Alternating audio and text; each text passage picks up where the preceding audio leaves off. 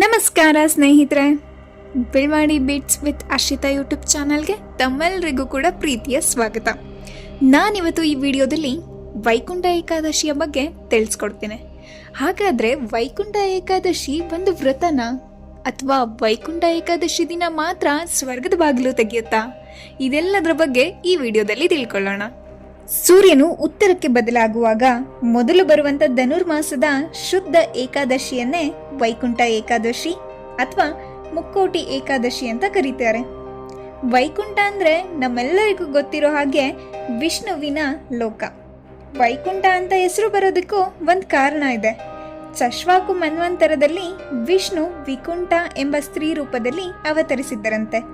ಹಾಗಾಗಿ ನಾರಾಯಣನಿಗೆ ವೈಕುಂಠ ಎಂಬ ಹೆಸರು ಕೂಡ ಬಂತು ಅಂತ ಮಹಾಭಾರತದ ಶಾಂತಿ ಪರ್ವದಲ್ಲಿ ತಿಳಿಸಿದ್ದಾರೆ. ಏಕಾದಶಿ ಅನ್ನೋದು ಒಂದು ವ್ರತ. ಈ ದಿನ ಉಪವಾಸ ಇದ್ದು ಮರುದಿನ ಅಂದರೆ ದ್ವಾದಶಿ ಎಂದು ಅದೇ ತಿಥಿಯಲ್ಲೇ ನಿತ್ಯ ಕರ್ಮ ಮುಗಿಸಿ ಭೋಜನ ಮಾಡಬೇಕು. ದಶಮಿಯ ದಿನ ಅಂದರೆ ಏಕಾದಶಿಯ ಇಂದಿನ ದಿನ, ಆ ದಿನ ಒಂದೊತ್ತು ಅಂದರೆ ಮಧ್ಯಾಹ್ನ ಊಟ ಮಾಡಿ ಭೋಗಗಳನ್ನೆಲ್ಲ ತ್ಯಜಿಸಿ ಮರುದಿನ ಏಕಾದಶಿಯ ದಿನ ಉಪವಾಸ ಮಾಡಬೇಕು.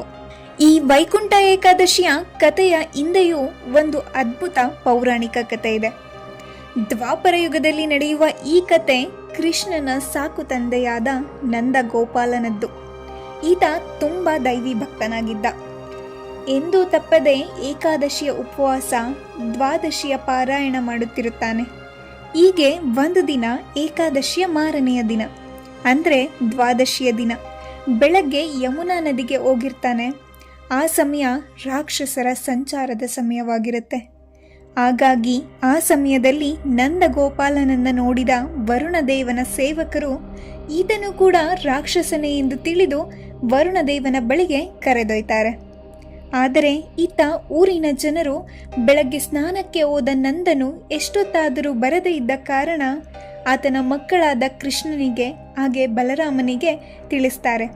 ಕೂಡಲೇ ಶ್ರೀಕೃಷ್ಣ ವರುಣನ ಲೋಕಕ್ಕೆ ಹೋಗಿ ಅಲ್ಲಿ ವರುಣದೇವನನ್ನ ಭೇಟಿಯಾಗ್ತಾನೆ. ಆಗ ವರುಣದೇವನಿಗೆ ತನ್ನ ತಪ್ಪಿನ ಅರಿವಾಗುತ್ತೆ.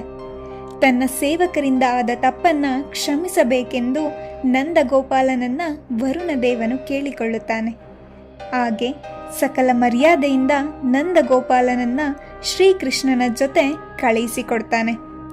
ವರುಣ ಲೋಕದಿಂದ ಮರಳಿ ಬಂದ ನಂದ ಗೋಪಾಲನು ಸಂತೋಷದಿಂದ ಅಲ್ಲಿನ ಜನರಿಗೆ ವರುಣ ಲೋಕದ ವೈಭವ ಹಾಗೂ ವರುಣದೇವನು ತನ್ನ ಮಗ ಶ್ರೀಕೃಷ್ಣನಿಗೆ ತೋರಿದ ಆದರಾತಿಥ್ಯವನ್ನ ಕಣ್ಣಿಗೆ ಕಟ್ಟುವಂತೆ ಅಲ್ಲಿನ ಜನರಿಗೆ ಹೇಳ್ತಾನೆ.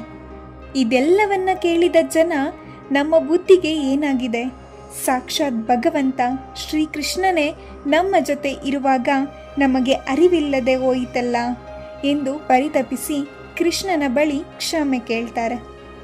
ಆಗ ಶ್ರೀಕೃಷ್ಣನು ಎಲ್ಲರಿಗೂ ಯಮುನಾ ನದಿಯಲ್ಲಿದ್ದ ಬ್ರಹ್ಮಕುಂಡ ಎಂಬ ಮಡುವಿನಲ್ಲಿ ಮುಳುಗುವಂತೆ ಹೇಳ್ತಾನೆ. ಶ್ರೀಕೃಷ್ಣನು ಹೇಳಿದಂತೆ ಬ್ರಹ್ಮಕುಂಡದಲ್ಲಿ ಮುಳುಗುತ್ತಾರೆ. ಹೀಗೆ ಬ್ರಹ್ಮಕುಂಡದಲ್ಲಿ ಮುಳುಗಿದವರಿಗೆಲ್ಲ ವೈಕುಂಠ ದರ್ಶನವಾಗಿ ಅವರ ಜೀವನ ಪಾವನವಾಗುತ್ತೆ. ಈ ಕಾರಣಕ್ಕಾಗಿಯೇ ಈ ದಿನವನ್ನ ಪವಿತ್ರವಾದ ವೈಕುಂಠ ಏಕಾದಶಿ ಅಂತ ಕರೀತಾರೆ. ಅಷ್ಟೇ ಅಲ್ಲ, ದುರ್ವಾಸ ಮುನಿಯ ಶಾಪಕ್ಕೆ ಒಳಗಾಗಿ ದೇವತೆಗಳು ಮತ್ತು ರಾಕ್ಷಸರು ಸಮುದ್ರ ಮಂಥನ ಮಾಡಿದಾಗ ಮೊದಲು ಬಂದ ವಿಷವನ್ನ ಶಿವ ಕುಡಿತಾನೆ. ಹಾಗಾಗಿ ಆತನನ್ನ ವಿಷಕಂಠ ಅಂತ ಕರೀತಾರೆ. ನಂತರ ಆ ಮಂಥನದಿಂದ ವಿಶೇಷವಾದ ಅಮೂಲ್ಯವಾದ ವಸ್ತುಗಳು ಹೊರಬರ್ತವೆ. ಕೊನೆಗೆ ಅಮೃತ ಬರುತ್ತೆ. ಈ ಅಮೃತ ಬಂದ ಶ್ರೇಷ್ಠ ದಿನವೇ ಏಕಾದಶಿ. ಅಂದಿನಿಂದ ಪವಿತ್ರ ಏಕಾದಶಿ ಆರಂಭವಾಯಿತು ಎಂದು ನಂಬಲಾಗುತ್ತದೆ. ಇನ್ನು ಮನುಕುಲದ ಉದ್ಧಾರಕ್ಕಾಗಿ ಮಹಾಭಾರತದ ಕುರುಕ್ಷೇತ್ರದ ಸಮಯದಲ್ಲಿ ಪವಿತ್ರವಾದ ಜಗತ್ ಪ್ರಸಿದ್ಧವಾದ ಭಗವದ್ಗೀತೆಯನ್ನ ಕೃಷ್ಣನು ಅರ್ಜುನನಿಗೆ ಉಪದೇಶಿಸುತ್ತಾನೆ. ಆ ದಿನಾನೂ ಕೂಡ ಏಕಾದಶಿಯಾಗಿತ್ತು. ವೈಕುಂಠ ಏಕಾದಶಿಗೆ ಸಂಬಂಧಪಟ್ಟಂತೆ ಇನ್ನೊಂದು ಕತೆ ಕೂಡ ಇದೆ. ಒಂದು ಕಾಲದಲ್ಲಿ ಮೂರ ಎಂಬ ಒಬ್ಬ ರಾಕ್ಷಸ ಇರ್ತಾನೆ. ಈತ ದೇವತೆಗಳಿಗೆ ಯಜ್ಞಯಾಗಾದಿಗಳಿಗೆ ತುಂಬಾನೇ ಕಾಟ ಕೊಡ್ತಿರ್ತಾನೆ. ಹಾಗಾಗಿ ಈತನನ್ನು ಕೊಲ್ಲಬೇಕು ಎಂದು ವಿಷ್ಣುವು ವರ್ಷಾನುಗಟ್ಟಲೆ ಈ ರಾಕ್ಷಸನ ಜೊತೆ ಯುದ್ಧವನ್ನ ಮಾಡಿರ್ತಾರೆ. ವರ್ಷಾನುಗಟ್ಟಲೆ ಯುದ್ಧ ಮಾಡಿದ ಕಾರಣ ವಿಷ್ಣುವಿಗೆ ಆಯಾಸ ಆಗಿರುತ್ತೆ. ಹಾಗಾಗಿ ವಿಷ್ಣುವು ಗಾಢ ನಿದ್ರೆಯಲ್ಲಿರ್ತಾರೆ. ಆ ಸಮಯದಲ್ಲಿ ಈ ಮುರ ಎಂಬ ಒಬ್ಬ ರಾಕ್ಷಸ ಅವರನ್ನ ಆಕ್ರಮಿಸಲು ಹೋಗ್ತಾನೆ. ಆಗ ಅಂತಿಮ ಕ್ಷಣದಲ್ಲಿ ವಿಷ್ಣುವಿನ ದೇಹದಿಂದ ಏಕಾದಶಿ ಅನ್ನೋ ಒಂದು ದೈವ ಶಕ್ತಿ ಹೊರಬರುತ್ತೆ. ಆ ಶಕ್ತಿ ಆ ಮುರ ರಾಕ್ಷಸನನ್ನ ಸಂಹರಿಸುತ್ತಾರೆ. ಆ ಶಕ್ತಿಯನ್ನ ಕಂಡ ವಿಷ್ಣು ಒಂದು ವರವನ್ನ ನೀಡ್ತಾರೆ. ಇಂದಿನಿಂದ ಈ ದಿನ ಏಕಾದಶಿ ಎಂದು ಪ್ರಸಿದ್ಧವಾಗಲಿ. ಈ ದಿನ ನನ್ನನ್ನು ಸ್ಮರಿಸುವ ಭಕ್ತರಿಗೆ ಮೋಕ್ಷದ್ವಾರ ತೆಗೆದು ದರ್ಶನ ನೀಡ್ತೇನೆ ಎಂದು ವರವನ್ನ ನೀಡ್ತಾರೆ. ಹಾಗಾಗಿಯೇ ಆ ದಿನವೇ ವೈಕುಂಠ ಏಕಾದಶಿ ಆಗುತ್ತೆ.